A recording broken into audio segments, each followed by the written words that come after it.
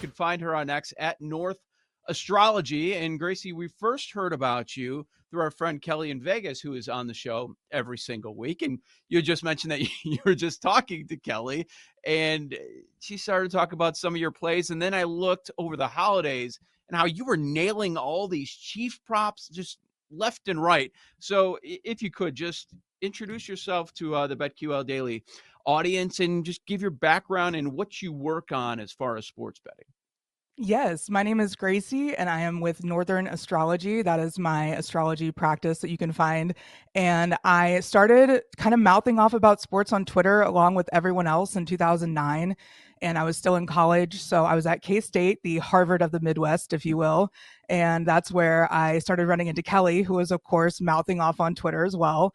And we just started kind of meeting up at K-State games and became fast friends. And I ended up launching a podcast in 2014, made history here in Kansas City, becoming the first female host of a sports radio show on ESPN Kansas City here.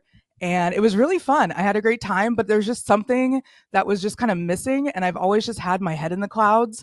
And I've always connected a little bit more with strange and obscure facts and research. So I dove into astrology and naturally started putting two and two together that I'm like, wait a second. I think I can do this and mesh them both up somehow and make it work. And I did. Do you have a memorable moment or bet or angle that sort of made you realize that I can do this, I can take this next step? Was there a certain team or a player that really put it all together for you back in the day? I think when I first learned about astrology, I looked up my own chart. And then the next thing I did was look up Patrick Mahomes' chart. And I did not have his time of birth. So this might be a little bit of foreshadowing into further conversation. But I got a hold of his mother, of course, and asked what time he was born. And naturally, she told me. And now I'm the only astrologer in the world with his time of birth. So that's pretty neat. I don't share this stuff usually publicly unless people are okay with me doing that. And I haven't had permission from him directly. But yeah, I just started getting really nosy and saying, I think there's a correlation here. And with sports, like one thing I've really been grateful for is all the stats nerds that record every single moment of every single game, because time is the most important thing that we use in astrology. So having the exact time somebody was born is really important. Well, hold on. We don't need his time. You can keep that in the vault. Yes. And you can keep that locked. But when you, and I'm assuming this is before he won multiple Super Bowls, when you finally got the time and you had the date and the place, what did the verdict say about Mahomes when you had all the info? I mean, he's an anomaly. He's absolutely a mental anomaly. He lives a lot in his subconscious. There's a lot about him that shouldn't be in the spotlight, yet it is. And he would be just as happy behind closed doors as he would be in the spotlight. So I do think that like coaching is definitely going to be in his wheelhouse post career. He's also a very emotional person. His eighth house, which is where we find a lot of deep seated rage and anger sometimes, is ruled by the planet Mars, which is the planet of aggression. So we see it a lot on the field. And the more that I've started to translate his chart to his movements, especially since he's been in the spotlight, I mean, honestly, since he started, it's been a really fun time because like I was one of the few people in Kansas City media that was really gunning for him. I'm like, I knew that he could be a life-changing player. A lot of people wanted Deshaun Watson and all that. And yeah, we know how it worked out, but he was definitely the one that changed things. So it's fascinating. This information, how does it help you? Because with props, you've done well. With UFC fights, and Kelly was saying it's individual events, right? Like tennis matches or UFC fights. That's where you really excel, right? Can you give Absolutely. some reasoning behind the timing, and if you know the date and their birth time and all that stuff, how it all comes into play? Yeah, when you get your birth time, you can see an actual like screenshot of what the sky was doing the moment you were born. And depending on where you are locationally in the world, kind of cast the planets in different areas. So every person has all 12 signs of the zodiac in their chart. They just show up in different areas. So it's almost like having themes of your life kind of dictated by the stars and like the timing of it all. With the betting side of it, the numbers are huge. I know that Kelly has a spiritual council of people. It's not just me.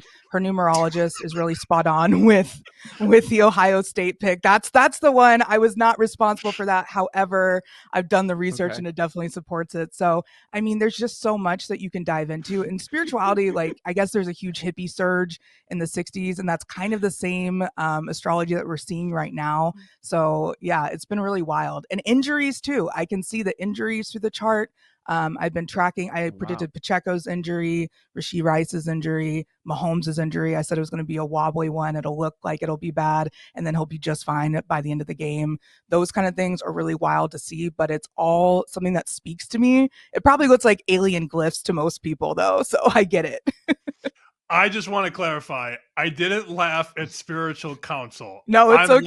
laughing. I'm laughing It's because if Kelly. anybody I've ever met has a spiritual counsel, it's Kelly. Yes. That's why I laughed. Absolutely. No, I'm she's looking at incredible.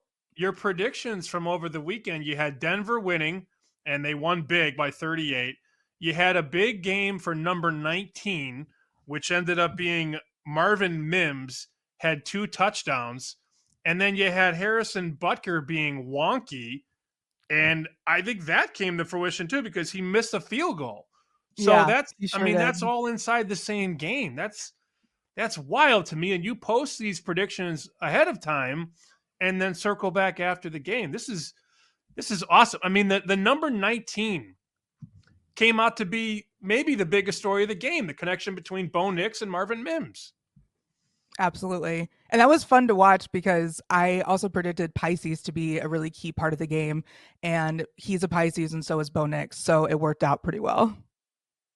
Gracie, we don't want to push you in a certain direction. We want you to tell us and share what you have, opinions of, what the numbers, what it's all telling you. So anything in the sports world, whether we jump ahead to NFL playoffs, college football next couple days, UFC, whatever you have to share that you think is useful here.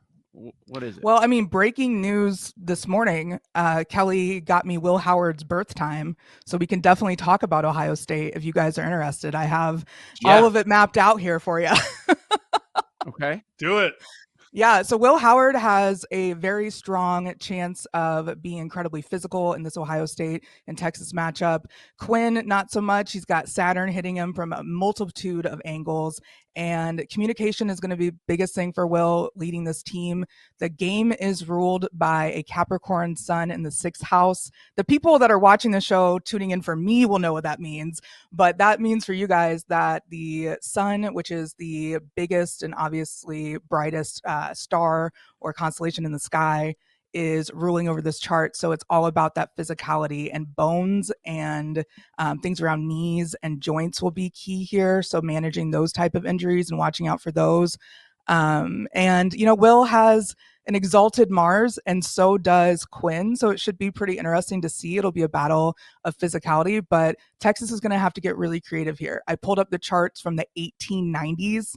That's when the football program started, but somebody in Delaware County, Ohio, recorded the exact moment that Ohio State started playing the game at 9:03 a.m. that day.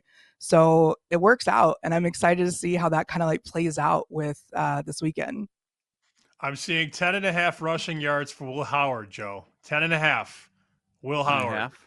I'm not saying that's what Gracie said, but that's what I took from that. Like run the ball, be physical, maybe a 10-yard run or something like that. Shoulder into a linebacker and get that yardage prop perhaps. What's anytime I'm here for touchdown it. Anytime for Will touchdown Howard? for Will Howard is plus 270. Oh, okay. Thought we'd get a better number. Okay. What about Gracie? What about the NFL playoffs? Anything NFL play. of interest that you Man, have? I'm Yeah. looking at the quarterbacks. You guys were talking about the MVP odds earlier, and that was really Mhm. fascinating because I was looking at Jared Goff being a Libra, Josh Allen's a Gemini, Patrick Mahomes, of course, is a Virgo, Lamar Jackson being a Capricorn, and Baker being an Aries. They say that Mars ruled signs like Aries and Scorpio. Mars is kind of the planet of aggression and what people look at in sports. But I am of the stance that Mercury and the sun and Saturn are also very important. So with that being said, Josh Allen, I definitely think is a player to watch, but so is Bo Nix. So I'm really excited to watch the Broncos and Bills games for sure. We have about a minute and a half left to go. I gave you my birth time my birth date, and my birth location. Again, we don't have much time, but we have enough time for a good time. What does the spirit say about my times? Oh, you were born like right after a full moon because you have an Aries sun and a Libra moon. So that means that the sun and moon are opposing each other. And you also have a Sagittarius rising. And Sagittarius rising love travel. They're very bountiful energy and abundant energy. They're a bit chaotic at times.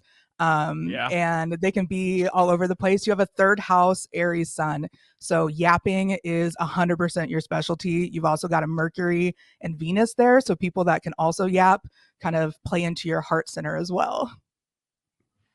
He's pretty spot on. No? I think I feel seen. I feel seen on this show. You got good I things do. coming for sure. Are the My Chiefs favorite are the part. Chiefs winning it again, Gracie? Yes or no? Absolutely. Wow. We're going for a They are. three-peat. Yes. Wow. I think Patrick Mahomes has a Saturn return wrapping up the very beginning of March. So I think this will be kind of a karmic reward for him in his term. So make history and then they can kind of chill out for a while.